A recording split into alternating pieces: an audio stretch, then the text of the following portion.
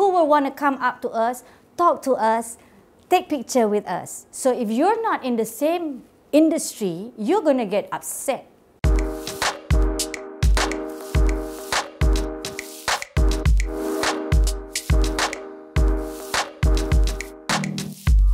Sebenarnya anak saya semua dilahirkan waktu saya sudah menyanyi.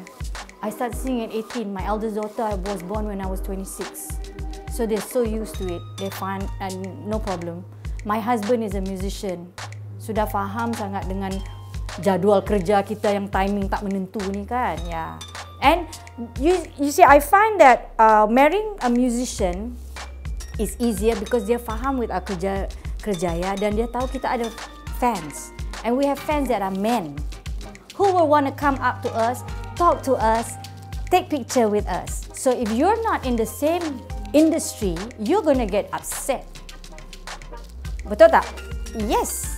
And that's when it comes to berantakan because of that. Alhamdulillah, my husband and me, because we come from the same music industry, when we go out, dia dulu keyboardist for a rock band called Gersang ya, di Malaysia. Sekarang dah Gersang dah. Dah tak ada dah pun. So they were at that time young and women were like screaming, you know, whenever they come out and all that ya. So memang dia pun punya peminat cewek, ya. So we go out, when we socialize, we have our fans, nak ambil gambar and all that. Socialize lah because buat apa nak jealous? Pulangnya sama nanti. Yeah, we're going back together. So what is there to be upset?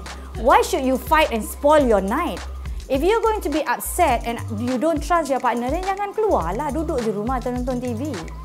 Correct? Yeah, so I'm quite happy. Alhamdulillah, Allah telah memberi kemudahan buat saya untuk teruskan kerjaya ini tanpa ada all this nonsense yang nak gaduh pasal small things. Yeah, and to me, to actually be tampil to do your best is your family life has got to be stable so that you can go out with a free mind and perform. Kalau tidak, otak pusing ya kalau rumah huru-hara ya. Ya.